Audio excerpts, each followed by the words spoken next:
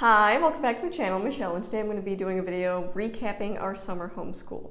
So if you're new here, I have a 10-year-old daughter who was in 4th grade going into 5th grade. I have a 6.5-year-old daughter who is doing 1st, 2nd grade work, and a 3.5-year-old son doing preschool level work. So this video is all recapping June and July, which was our summer homeschool. I do have a video link up above kind of detailing our summer homeschool plans and curriculum and all that. So if you want to watch that to get more detailed or look to what curriculum we used. But this is just going to be recapping how June and July went. In a couple days we start our new homeschool year, which is exciting. So I figured perfect timing to recap how summer went. So first I'm going to start with my preschooler because that's the easiest. So for him, I just used this preschool resource box, and it's just a collection of things I've had from my older kids, some things I've printed and laminated. I do have a video on preschool resources I'll link up above, but I thought I would show you his favorite things we did. So this is something we did every day. It's a Cheerio playbook, and he really liked this because one, he got to eat Cheerios, but you just find the missing Cheerios in the picture and you stick them in. So fine motor skills, recognition, all that. And he really enjoyed this. He did this almost every single day. That was a big hit for him. We also did calendar every day, and I just have a calendar we have on our wall. He put the date in, we sang the days of the week, and that was fun. The other activity he really liked, and this was just something I printed and laminated from totschooling.net years ago. One side is the circus, the other side is a barn, and I printed and laminated, again, I did this years ago, probably with when my 6-year-old was doing preschool. I printed and laminated all those things so he would match the pictures to the shadows. He really liked that, and the train was probably his favorite one. And the other thing he did almost on a daily basis was these just letter picture cards, and I got these from the Dollar Spot Target section years ago, but he really did. I'd usually put 6 out at a time, and he would match them, and we'd go over, the sounds of the letters and all that, but he really enjoyed doing the puzzles every single day. So those are definitely the things he would do almost every day, and then he would choose 1 or 2 or sometimes 3 activities out of his big bin, and he would do that every day. And that's pretty much how he did summer homeschooling this year. We did do a summer story time at the library for him, and they did crafts and books and singing and all that fun preschool stuff. So he participated in that. And he, of course, joined us for group activities as he wanted, but that was pretty much summarizing his summer. So let's go into my 10-year-old now.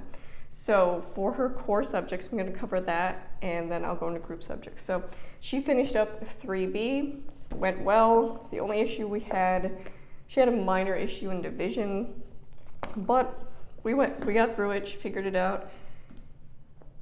One thing I did change with this is I have her doing the textbook and workbook in the same day. Prior years, we did a textbook lesson, and then the next day she did the workbook lesson independently.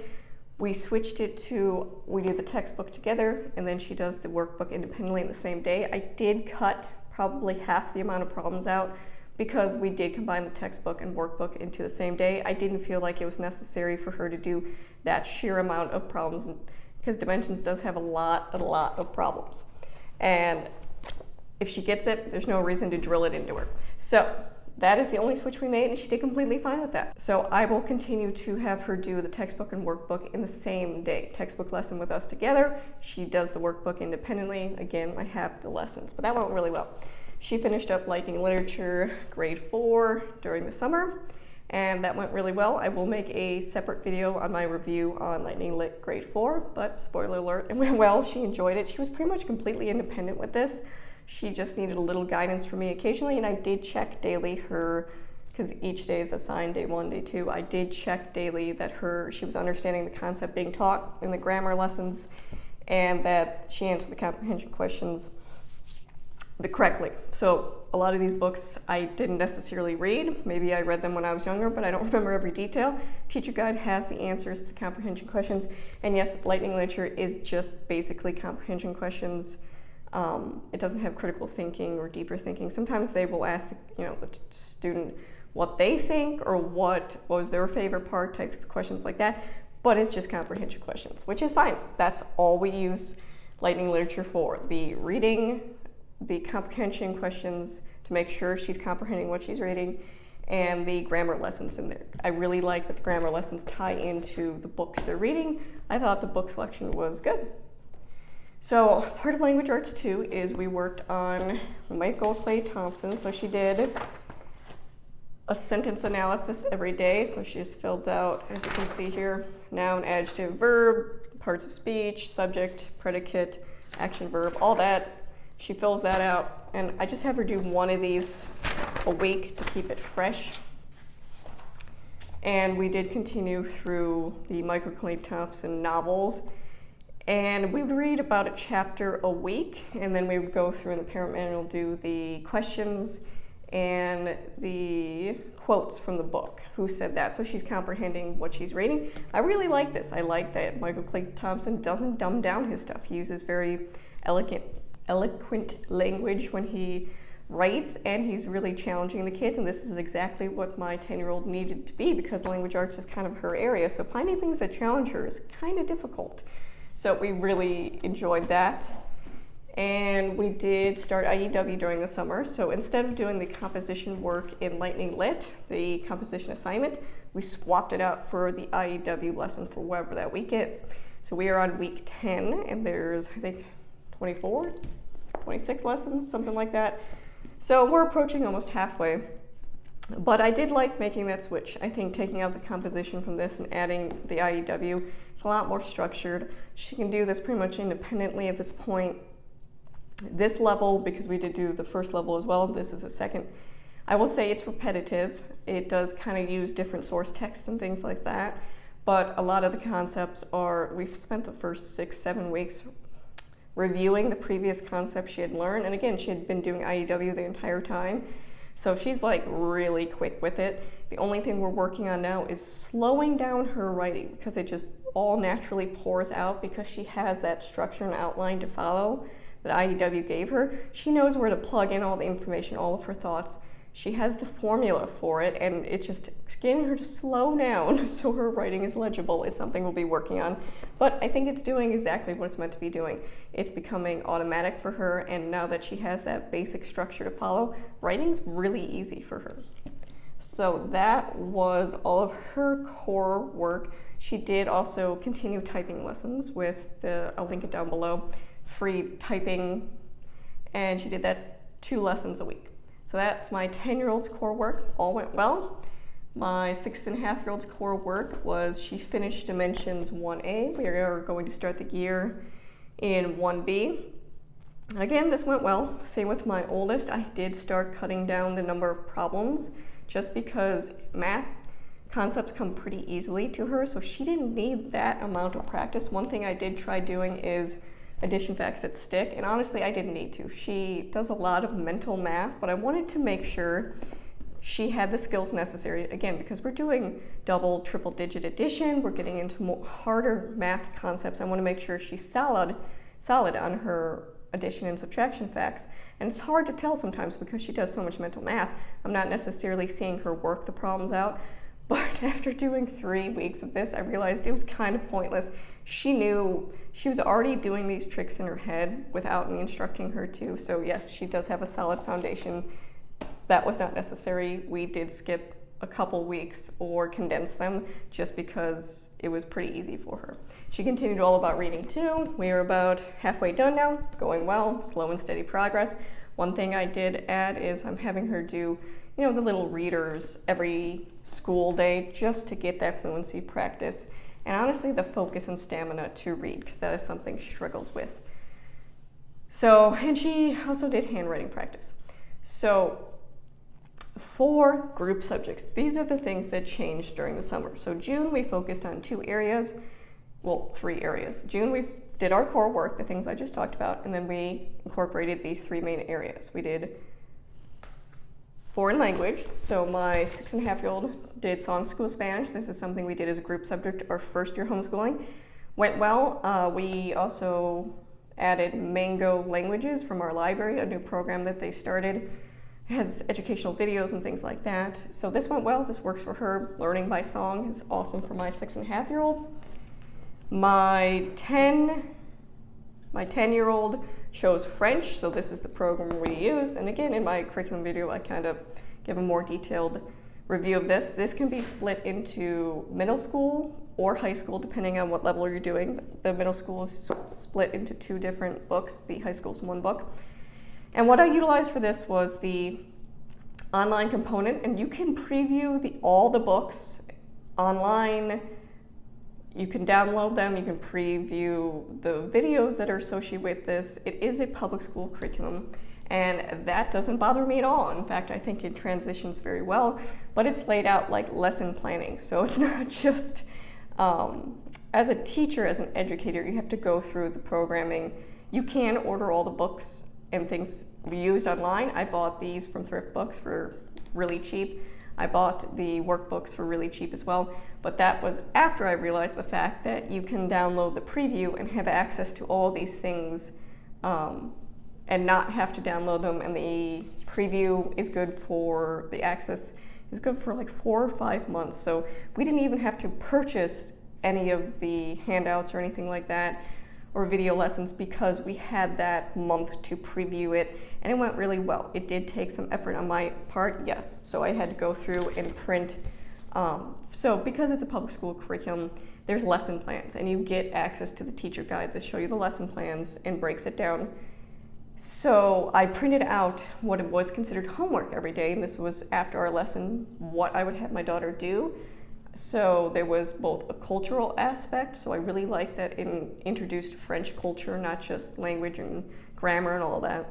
It does introduce, obviously, vocabulary, and it also does introduce grammar, which was a big important one for my daughter, because she didn't want to just learn conversational French. She wanted to learn how to write it and speak it. So having the grammar aspect, I think, was really good. Having the culture aspect was really good. Having these little pages to review the things she learned, and what's nice, using the online component of it, you can click directly on your computer, tablet, whatever you're using, and it has listening activities. So both when you're teaching it, but also when there's assessments, because there's assessments, a grammar assessment, there's a vocabulary assessment at the end of each chapter, so you can, as not a native French speaker or someone that doesn't know any French at all, it was really helpful that was included. So I could just click the button and somebody else spoke the French, and she had to pull out the vocabulary or whatever it was asking her about. And it was helpful to have those video lessons. It had grammar video lessons, it had vocabulary video lessons, and it had culture video lessons. So again, I thought it was a really good program. The only reason we're not continuing it for 5th grade is because we have a pretty heavy workload with school, and my daughter expressed that she doesn't want to feel overwhelmed.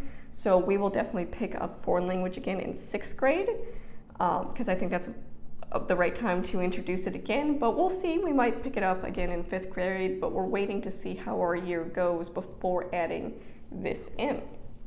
But foreign language went well. Both of them enjoyed their programs. The other thing we worked on was philosophy. Again, we would just read a question.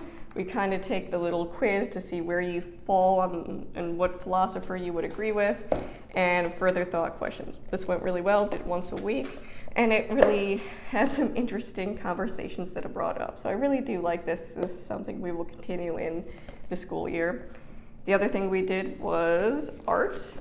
And again, if you watch that video, you'll see the components to that. I bought this off eBay, used older lessons, video lessons. You don't have to use the video lessons, you can just use the binder. But it did come with a art picture study, which I really liked.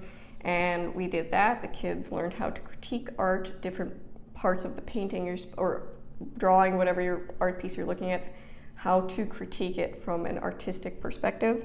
And we had fun doing different art projects. They did different techniques, and I joined them with some, and it was fun. So that was a hit. This is something we will also continue for the following year as our art curriculum, because again, I bought this used for $50, but it has 3 modules in here, so it's gonna last us a while, which is nice. So as far as events, another thing we did in June was we did a LGBTQ plus study for Pride Month. I do have a video, I'll link up above, the resources I used for that. That went really well. We spent the entire month of June celebrating Pride, learning about Pride, and we ended it at the end of the month, we went to a Pride Fest locally, and that was a lot of fun. My kids really enjoyed seeing the drag shows and all the people out expressing love, and it was just a genuine moment of acceptance. And I think that's really hard for a lot of people to understand, that very few places can you go that you're completely accepted for who you are. So this festival was all about acceptance and love, and it was a wonderful experience. Very family friendly, something we will continue to do. They will actually have another one coming in, I think September, that we will attend as well. But my kids' favorite part was definitely the drag shows. What those people could do on stage was amazing, and to see the acceptance and love again was a wonderful experience for everyone.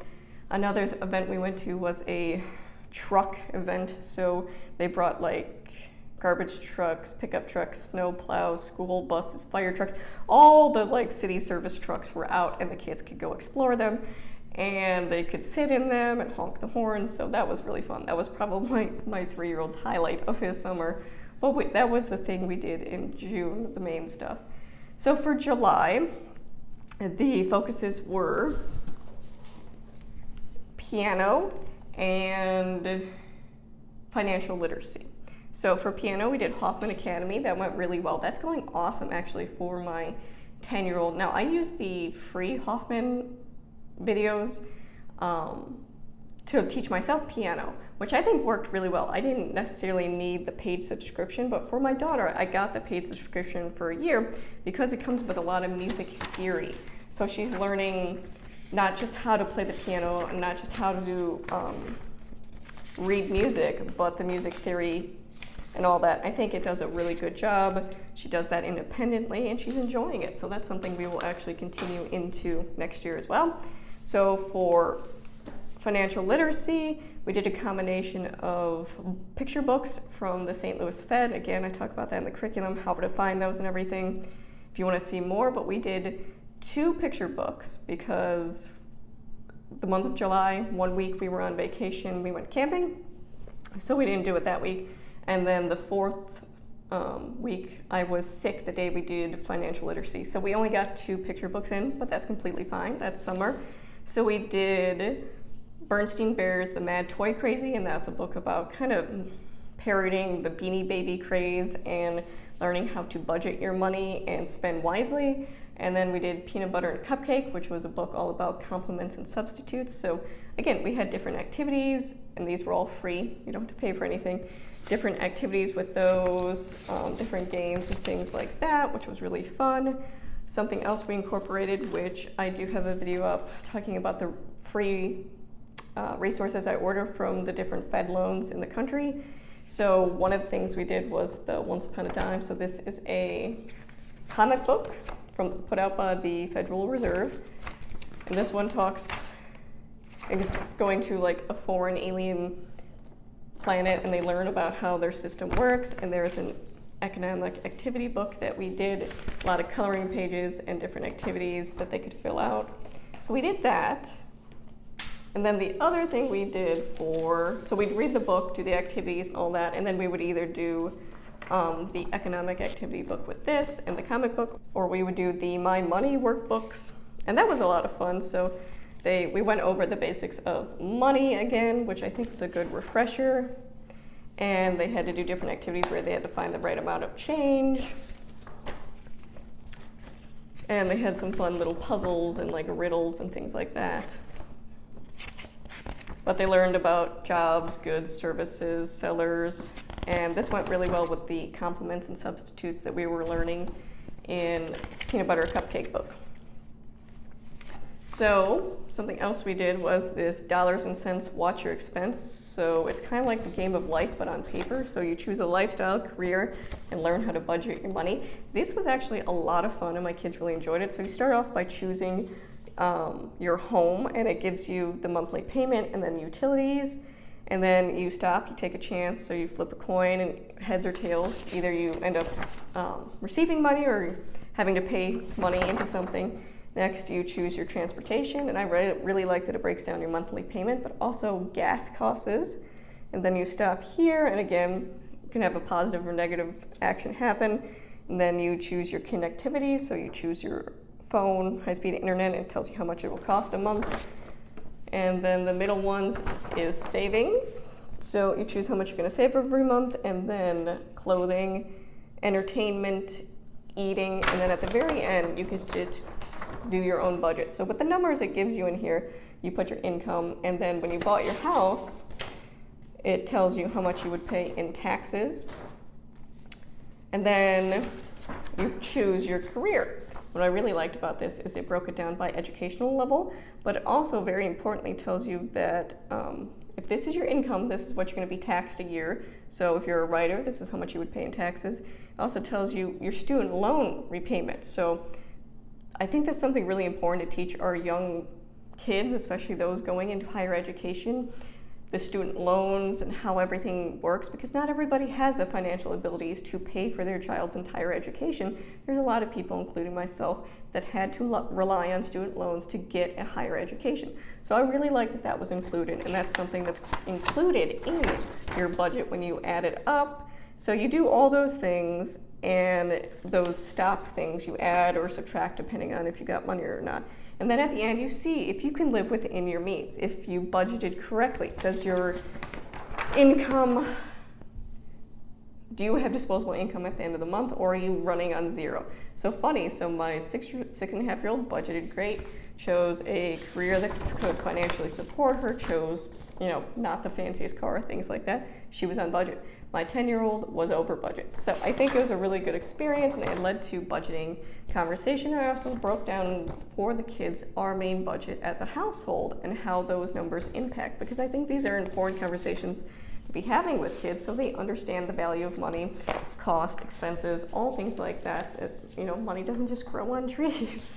So that was really good. Some of the classes we took this summer were at the library, so the kids did the summer reading program, which was really fun. There was a ton of activities. I have to say July was probably our busiest year.